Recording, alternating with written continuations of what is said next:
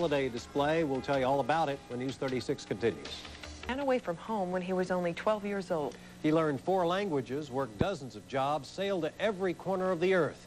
He had 4 ships shot out from under him in World War II and raised 4 children with his wife of 40 years. Out on the porch tonight, Jim Swift tells us we would never have known all this had he not heard about the Christmas display in the man's front yard. 10,000 lights, some piped-in music, and paintings make up Gunnar Wilgren's Christmas display.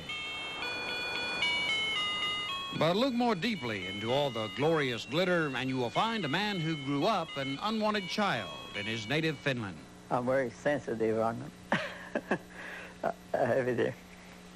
A lot of times when I tell the story, I just bust down crying because memory, you know. Among the memories, a tattoo on his arm that covered up his identification number from a Nazi prison camp. This is 194. I just put a 0 and then there in the USA. That's when I came into the United States, 1940.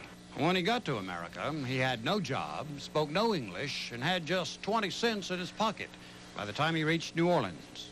I go over there in the slot machine and put the nickel in. I said, maybe I don't get the donuts. You know? And I hit the jackpot, $4, and that was okay. But Wilgren couldn't stay in America without a visa, and it would be 8 years later before he was finally able to turn in his visa application to an immigration officer in South Carolina.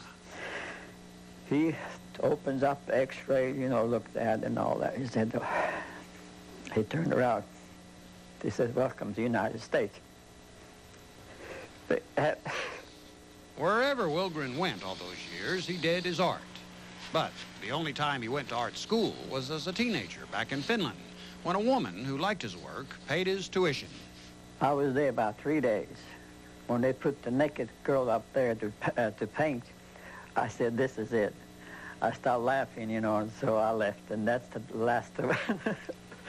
When he retired 15 years ago, the artist hung up his brushes until just lately.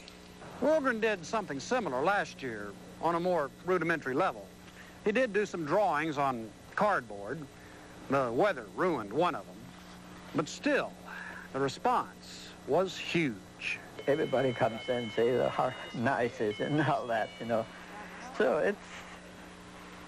it's something that when people tell you, you know, something like that, then it's real nice.